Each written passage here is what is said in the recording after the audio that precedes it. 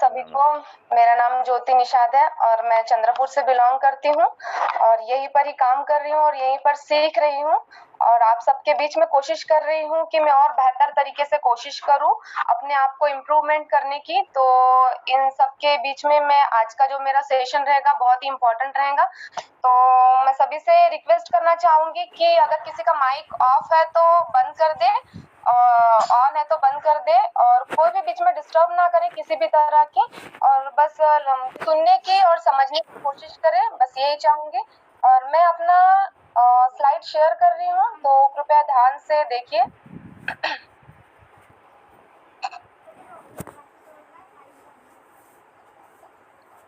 Sir क्या ये दिखाई दे रहा है? हाँ बिल्कुल बिल्कुल दिखाई दे रहा है। ओके, तो आज का मेरा टॉपिक है टाइम मैनेजमेंट। अगर हमारे बीच में जितने भी बच्चे हैं और जो भी काम करते हैं, जो स्टूडेंट्स हैं और जो भी बिजनेस में है, सभी के लिए टाइम मैनेजमेंट बहुत ज़रूरी होता है। हम सभी के जीवन में, अगर वो गृहिणी है, हाउसवाइफ है, तो उनके लिए भी टाइम मैनेजमेंट बहुत ज़रूरी होता है। कहते हैं कि सफलता के पीछे किसी महिला या किसी पुरुष की सफलता के पीछे किसी ना किसी का हाथ होता है, लेकिन मेरा मानना है कि सबसे बड़ा हाथ टाइम मैनेजमेंट का होता है। टाइम मैनेजमेंट में दो चीजें होती है, प्रायोरिटी और शेड्यूलिंग। और टाइम मैनेजमेंट जो होता है तो इसमें हमारे टाइम को हम किस तरह से मैनेज करें ये बहुत जरूरी होता है। टाइम मैनेजमेंट के लिए सबसे पहले हमारा जो गोल होता है, हमारा फोकस होता है, वो बहुत जरूरी होना चाहिए। जैसे कि कोई चिट्ठी है, अगर हमें कहीं अपना जो चिट्ठी है अगर हमें भेजना है, अगर हमें उसका एड्रेस नहीं पता है, अगर हमने एड्रेस नहीं लिखा है तो क्या वो कहीं जा पाएगी? बिल्कुल नहीं जाएंगी। उसी तरह से चिट्ठी पे एड्रेस लिखना जिस तरह से जरूरी होता है, उसी तरह से अगर हमारे कोई सपने हैं तो सपनों के लिए और सफलता के लिए हमें हमारा टाइम मैनेजमेंट होना बहुत ही जरूरी होता है। और टाइम तब मैनेज करें जब आपका गोल सेट हो जाए। तो क्या आप सभी के पास में 24 आवर होते हैं, 24 घंटे हैं सभी के पास में? जी मैडम, हाय, आप कंटिन्यू बोलते रहिए। जी, सभी के पास में 24 घंटे होते हैं। तो जो व्यक्ति अपने समय को मैनेज करना जानता है वो सफल होता है और जो नहीं जानता वो असफल हो जाता है। हमें अपने जीवन में जो हमारा टाइम होता है वो बहुत ही ज्यादा जरूरी होता है। तो सफलता को लेके जैसे टाइम मैनेजमेंट होता है, उसी तरह से हर कोई सोचता है कि हमारे पास में 24 घंटे हैं, लेकिन सबसे पहले हम अपनी कुछ गलतफहमी को दूर करेंगे। तो हमारे पास में जो होता है, हम अपने 24 घंटे में जो सोने का टाइम होता है 7 से 8 घंटे होता है, एक एवरेज अगर पकड़ ले तो 7 घंटे होता है, जिसमें से 3 घंटे जो होते हैं हम अपने अदर एक्टिविटी में, अदर कामों में लगा देते हैं, जिससे कि हमारा टोटल टाइम जो होता है वो 10 घंटा निकल जाता है और बचते हैं हमारे पास में 24 घंटे। इस 24 घंटे में 14 घंटे हमारे पास में बचते हैं। 24 घंटे में से 10 घंटे हमारे चले जाते हैं और 14 घंटे बचते हैं हमारे पास में। तो हमें सफल होने के लिए सिर्फ 14 घंटे हैं। तो इस तरह से इस 14 घंटे को हम किस तरह से मैनेज करें, ये आज हम कुछ पॉइंट्स के माध्यम से हम सीखेंगे। तो सफलता का टाइम मैनेजमेंट का पहला पॉइंट है स्कैन योर टाइम। अपने समय को सर्च करें, या अपने पूरे दिन भर के समय में हमें अपने टाइम का सिटी स्कैन करना है। जैसे कि हम जानते हैं कि कुछ समय पहले कोरोना आया था या फिर कई अलग तरह की बीमारी है, तो जिसके लिए हमें अलग अलग तरह से टेस्ट करना पड़ता था, जैसे एक्सरे करना पड़ता है, सिटी स्कैन करना पड़ता है। उसी तरह से हमें भी हमारे टाइम का सिटी स्कैन करना पड़ता है कि हमारा टाइम जो है वो कहाँ जा रहा है। हमें अपने रोज के कामों का एक शेड्यूल तैयार करना है, इस तरह से जो हम दिन भर काम करते हैं। हमारे दिन भर के कार्यों में हो सकता है कि हम उठते कितने बजे, हम खाना कितने बजे खाते हैं, अगर किताब पढ़ने का शौक है, हॉबी है, तो हम कितना टाइम किताब पढ़ते हैं, टीवी देखने का शौक है तो कितना हम टीवी देखते हैं, मोबाइल कितना समय देखते हैं, कितने समय तक हम अपना खाना खाते हैं, यदि हम किसी से बातें करते रहते हैं तो कितने समय तक बात करते हैं, हम किसी के घर जाते हैं तो कितना समय हम वहां देते हैं। तो इस तरह से हमारा जो टाइम है उसे हमें स्कैन करना है। और इस तरह की एक्टिविटी जो है आपको 3 से 4 दिन तक ये लगातार करना है, लिख कर देखना है कि आपका जो समय है वो कहाँ जा रहा है, आप अपना समय को कहाँ पर वेस्ट कर रहे हैं। उसके बाद में आता है replace time with specific goal. कई लोग होते हैं जो गोल बनाते हैं, नॉर्मल गोल, स्पेसिफिक गोल। तो हम नॉर्मल गोल तो अधिकतर लोग बनाते हैं, जैसे कि अगर कोई स्टूडेंट है तो वो सोचता है कि इस साल मैं टॉप कर जाऊंगा। यदि कोई बिजनेसमैन है तो वो सोचता है कि इस साल मेरा टर्नओवर है वो इतने हजार का हो जाएगा। लेकिन वो अपने उस गोल को, अपने इस टर्नओवर को कंप्लीट करने के लिए प्रॉपर रीति से कार्य नहीं करता है। तो उस समय हमें जरूरत होती है स्पेसिफिक गोल बनाने की। अब स्पेसिफिक गोल के लिए उसे समझने के लिए हम एक एग्जाम्पल के थ्रू हम समझेंगे। एक सेल्समैन होता है जैसे 20,000 रुपए एक महीने में कमाना होता है, उसे किसी भी तरह से एक महीने में 20,000 रुपए अपने बचत करने होते हैं। अब उसे डिसाइड करना पड़ेगा कि वो कितना काम करेगा और कितने प्रोडक्ट्स अपने बेचेगा। जब वो अपना एक प्रोडक्ट बेचता है तो उसे 100 रुपए मिलते हैं, और 100 रुपए जब मिलते हैं तो उसे डिसाइड करना पड़ेगा इस समय में कि उस 100 रुपए अगर उसे मिल रहे हैं तो कितना मेहनत करना पड़ेगा, कितना प्रोडक्ट बेचना पड़ेगा जिससे उसे 20,000 रुपए मिलेंगे। अब हम 20,000 रुपए को 100 से अगर हम डिवाइड करते हैं तो हमें 200 प्रोडक्ट्स हर दिन बेचने पड़ेंगे, एक महीने में बेचने पड़ेंगे, तब जाकर उसे 20,000 रुपए प्रॉफिट होगा। अब एक महीने में 30 दिन होते हैं, लेकिन वर्किंग डेज हमारे 25 होते हैं। हमारे 5 दिन कभी छुट्टियों में या फिर किसी इंपॉर्टेंट कार्यों में, हमारे घर में कुछ फंक्शन होता है या फिर कोई त्योहार आ जाता है उसमें चले जाते हैं, तो हमारे पास में सिर्फ 25 दिन बच जाते हैं। तो इस 25 दिनों में हमें 200 प्रोडक्ट सेल करने होते हैं। तो 200 प्रोडक्ट को हम 250 से जब डिवाइड करते हैं तो हमारा पर डे का 8 प्रोडक्ट्स आ जाता है। इसका मतलब ये होता है कि हमें रोज इन 25 दिनों में 8 प्रोडक्ट्स बेचने होंगे, जिससे हमारा 200 प्रोडक्ट का टारगेट पूरा होगा और हम एक महीने में 20,000 रुपए कमा पाएंगे या हम बचा पाएंगे। अगर उसने ये टारगेट नहीं लिया होता तो क्या होता था? अगर वो ये टारगेट नहीं लिया होता तो उसे पता है वो 20,000 रुपए नहीं कमा पाता। अब अगर वो पर डे अगर 8 प्रोडक्ट बेचता है तो उसे समझ में आ जाएगा कि मैं सही रीति से कार्य कर रहा हूँ और मेरा टारगेट पूरा हो जाएगा। 25 दिनों में मैं 20,000 रुपए कमा सकता हूँ। उसके बाद में अगर वो कम प्रोडक्ट बेचता है तो उसे समझ में ये आ जाएगा कि मेरी गलती कहाँ हो रही। अगर वो ज्यादा प्रोडक्ट बेच रहा है तो उसे ये भी समझ में आ जाएगा कि मेरा टारगेट जो है बहुत ही जल्दी पूरा होने वाला है। उसके बाद में हम नेक्स्ट हमारे पॉइंट पे चलते हैं, जिसे वॉरेन बफे रूल कहते हैं। वॉरेन बफे रूल में वॉरेन बफे रूल जो होता है वो बहुत ही इंपॉर्टेंट होता है। जैसे कि यहाँ पे है कंपलसरी, हमें इस तरीके का 3 कॉलम बना लेना है, जिसमें पहला होगा हमारा कंपलसरी वर्क, जिसमें कंपलसरी वर्क में हमारे बहुत ही जरूरी कार्य आएंगे। उसके बाद है not compulsory but important work, जो कि जरूरी नहीं है लेकिन काम बहुत ही इम्पोर्टेंट है। उसके बाद में तीसरे में आता है not compulsory not important work. इसका मतलब है कि जरूरी भी नहीं है और जरूरी काम भी नहीं है। तो सबसे पहला है कि कंपलसरी वर्क में क्या आएगा, जो हमें बहुत ही जरूरी होता है, जिसे हमें रोज करना ही पड़ता है। जैसे कि अगर कोई महिला है तो उन्हें रोज खाना बनाना पड़ता है। अगर एक स्टूडेंट है तो उसे रोज पढ़ाई करना जरूरी होता है। अगर कोई वर्कर है, बिजनेसमैन है, तो उसे अपना प्रोडक्ट जो उसने टारगेट लिया हुआ है तो उसे रोज करना बहुत ही जरूरी होता है। अगर हमारी किताब पढ़ने की हॉबी है और रोज हमें पढ़ना पड़ता है तो हम पढ़ सकते हैं। हमारा घर का काम होता है, यदि कोई महिला है अगर तो उसे काम करना पड़ेगा। अगर पेरेंट्स है मतलब कोई अपने बच्चों को स्कूल छोड़ने जाता है या ट्यूशन छोड़ने के लिए जाता है तो उनका कंपलसरी वर्क में आ जाता है, क्योंकि उनके अलावा कोई और नहीं जा सकता तो उनको जाना ही पड़ेगा। उसके बाद में not compulsory but important work, दूसरा कॉलम में हम देखेंगे कि जैसे ब्रश करना कंपलसरी नहीं है लेकिन जरूरी है। हम ब्रश अगर नहीं करेंगे, जैसे हमें 2 टाइम ब्रश करना होता है, अगर हम एक टाइम ब्रश नहीं कर रहे हैं और एक टाइम ब्रश कर रहे हैं लेकिन वो जरूरी नहीं है लेकिन बहुत ही इंपॉर्टेंट है, तो ये हमें करना दूसरे कॉलम में हम रख सकते हैं। उसके बाद में आता है नहाना, कंपलसरी नहीं है लेकिन बहुत ही इंपॉर्टेंट है। एक्सरसाइज कंपलसरी नहीं है लेकिन इंपॉर्टेंट हमें करना, तो हम इसे दूसरे कॉलम में रखेंगे। उसके बाद आता है हमारा तीसरा column not compulsory not important work, जैसे कि इसमें आएगा कि टीवी देखना, मोबाइल यूज करना।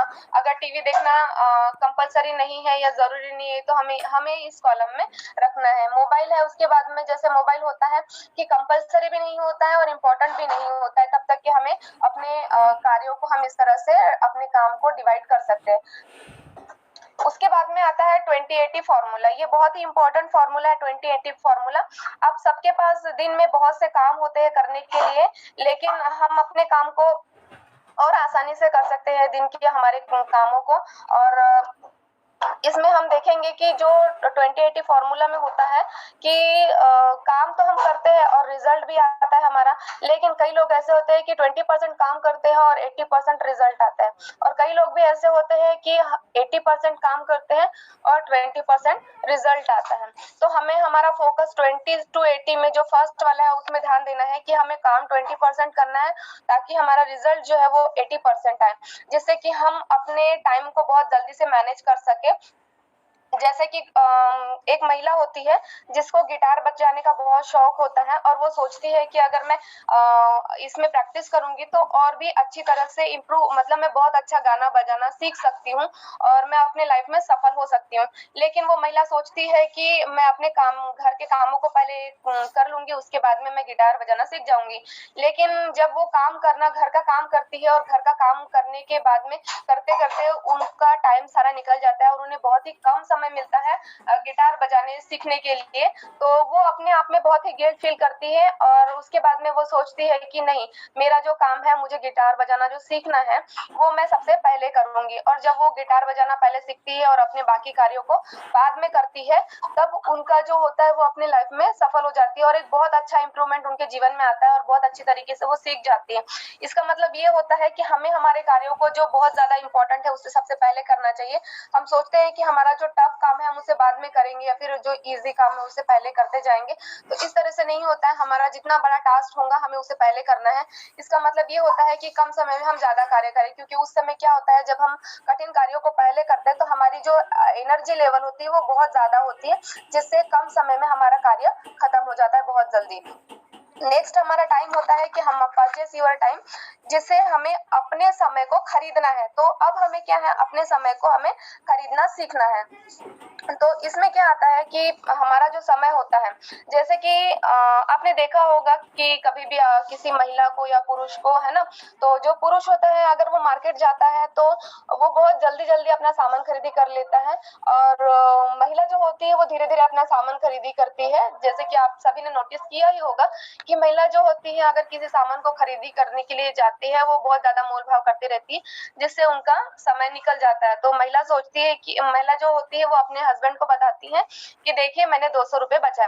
तो वो ये नहीं देखती है कि उन्होंने अपना समय जो है, जो कम समय में हो सकता है, उस पैसों को बचाने के लिए वो अपना समय जो होती है वो छोड़ देती है, उनका समय चला निकल जाता है। और जो उनका हस्बैंड होता है वो सोचता है कि 200 रुपए बचाने के चक्कर में जो उन्होंने 1 से 2 घंटे उनका वेस्ट किया, उस 1 से 2 घंटे में वो कई पैसे, जो हजारों रुपए है, वो कमा सकते थे। तो वो जो होते हैं उनका कहना ये होता है कि इन 2 घंटे जो टाइम इन्होंने वेस्ट किया है मेरा, तो इस घंटे में मैं 1000 रुपए कमा सकता था, तो इसका मतलब जो है तुमने मुझे मेरा 800 रुपए घाटा किया। तो टाइम हमारा जो होता है हम इस तरह से कहीं ना कहीं अपना वेस्ट करते हैं। एक और एग्जांपल मैं बताना चाहूंगी कि एक व्यक्ति होता है जिसे कहीं जाना होता है और वो ट्रेन का रिजर्वेशन करने के लिए जाता है हमारे जहाँ पे ट्रेन आती है प्लेटफॉर्म पे, और लंबी लाइन लगाता है और कई घंटे के बाद में अपना रिजर्वेशन करने के बाद में वो आता है। उसी तरह से एक दूसरा व्यक्ति होता है जो अपना टाइम बचाकर ऑनलाइन ही घर पर ही अपना रिजर्वेशन करता है। तो जो पहला व्यक्ति होता है वो सोचता है कि मैं वहां पे जाऊंगा प्लेटफॉर्म में, वहां से टिकट निकालने से मेरे कुछ जो होंगे 20-30 रुपए जो बच जाएंगे। लेकिन जो दूसरा व्यक्ति होता है वही जो समझदारी से काम करता है और अपने टाइम को खरीद कर वो अपने उस 2-3 घंटे को बचा लेता है और पैसे की परवाह नहीं करता है। तो इस तरह से हमें अपने टाइम को खरीदना है। उसके बाद में हम देखेंगे gravitational law of wasting time. ये समय बर्बादी का गुरुत्वाकर्षण नियम होता है। ग्रेविटेशनल लॉ का मतलब ये कहेंगे हम कि जैसे हमारे पृथ्वी पर गुरुत्वाकर्षण लॉ होता है, गुरुत्वाकर्षण एक शक्ति होती है जो हमें खींचती है अपने ऊपर, जिसकी वजह से हम पृथ्वी पर ही रहते हैं और नहीं गिरते। उसी तरह से होता है कि समय जो बर्बादी का एक गुरुत्वाकर्षण नियम होता है कि जब भी हम इम्पोर्टेंट काम करने के लिए बैठते हैं तो कोई ना कोई आ जाता है, कोई ना कोई डिस्टर्ब कर देता है। जैसे ही अगर हम समझो कि अगर एक स्टूडेंट है वो पढ़ाई करने के लिए बैठता है तो कोई ना कोई आवाज दे देता है, या फिर घर वाले उनको दुकान भेज देते हैं, या फिर किसी के यहाँ कुछ जाने के लिए कह देते हैं, या फिर कोई सामान छोड़ने के लिए कह देते हैं। तो ये होता है कि जब भी हम कुछ काम करने, इम्पोर्टेंट काम करने के लिए बैठते हैं तो वो हमें डिस्टर्ब करते हैं, हमें दूसरा काम बता देते हैं। हेनरी फोर्ड, जो फोर्ड फोर व्हीलर आती है, उनके मालिक है। तो वो जो है वो क्या करते हैं, उनके बहुत सारे एम्प्लॉय होते हैं। जब भी उन्हें अपने एम्प्लॉय से कुछ अर्जेंट काम होता है तो वो क्या करते हैं, कभी भी वो अपने ऑफिस में उनको नहीं बुलाते हैं। वो वहां से उठते हैं और वो अपने जो क्लाइंट होते हैं या फिर जो भी वर्कर होते हैं उनके पास में या फिर उनके ऑफिस में चले जाते हैं, क्योंकि उनका कहना ये होता है कि अगर मैं उसे बुलाऊंगा तो वो तब जाएगा जब उसे जाना होगा, लेकिन अगर मैं जाऊंगा, मैं अगर उसके ऑफिस में जाऊंगा तो जब मुझे आना होगा तब मैं जाऊंगा। एक महान वैज्ञानिक से एक और हम एग्जाम्पल देखेंगे। एक महान वैज्ञानिक से पूछा गया कि आप इतने बड़े वैज्ञानिक हैं, आपसे मिलने के लिए कई लोग आते रहते हैं, तो आप दिन भर बिजी रहते हैं, तो आप अपने समय को किस तरह से मैनेज करते हैं, किस तरह से आप सारी चीजों को मैनेज करते हैं। तो उस वैज्ञानिक ने जिन्होंने उनसे पूछा, उनसे कहा उन्होंने कि जब भी कोई मेरा समय व्यतीत मेरा टाइम वेस्ट करते रहता है तो मेरा जो नौकर है वो समझ जाता है और अपने घर से ही मतलब मुझे बाहर से आवाज लगाता है कि मालिक, मैडम जो है वो बहुत जरूरी काम के लिए आपको बुला रही है। मतलब इस तरह से कहकर वो उन्हें वहां से बुला लेते हैं और जो आए हुए रहते हैं तो वो वहीं पर रहते हैं और वो चले जाते हैं। तो जब जो महान वैज्ञानिक थे वो इस तरह की जब वो बोल रहे थे और बता रहे थे उस पूछने वाले व्यक्ति से, तो उसी समय उनके नौकर का आवाज आती है, उनके नौकर की। वो कहते हैं कि मालिक, आपको मैडम बहुत ही जरूरी काम के लिए बुला रही होती। तो जो व्यक्ति आता है पूछने के लिए वो समझ जाता है इस बातों को। तो इस तरह से जो ग्रेविटेशनल लॉ होता है हमारे टाइम्स को खराब करने का, ये इस तरह से काम करता है। उसके बाद में हम टाइम मैनेजमेंट के अगले पॉइंट को देखेंगे, डिलीगेटिंग वंस वर्क टू अदर। जैसे कि अपना जो काम होता है, अपने काम को दूसरों पर सौंपना। सौंपना कह रही हूँ मैं, थोपना नहीं कह रही हूँ, ठीक है। सौंपना, हमारा जो काम होता है हमें दूसरे पर सौंपना चाहिए। जैसे कि अगर हम कई लोग ऐसे होते हैं, वो सोचते हैं कि ये मेरा काम है और इसे मैं ही कर सकता हूँ, मेरे अलावा कोई नहीं कर सकता। ये उनकी गलतफहमी होती है कि यदि हम अपने काम को दूसरों पर सौंपेंगे तो हम अपना जो समय है वो थोड़ा बचा सकते हैं। जैसे कि आप इन्हें जानते हैं, ये बिरला जी है, टाटा बिरला के मालिक, जिन्हें आप जानते हैं, है ना, बिरला कंपनी के ओनर हैं। तो ये जो है ये अपने लाइफ में या फिर अपने जीवन में बहुत सारा पैसा कमाए हैं और डेली कमाते हैं अपने जीवन में।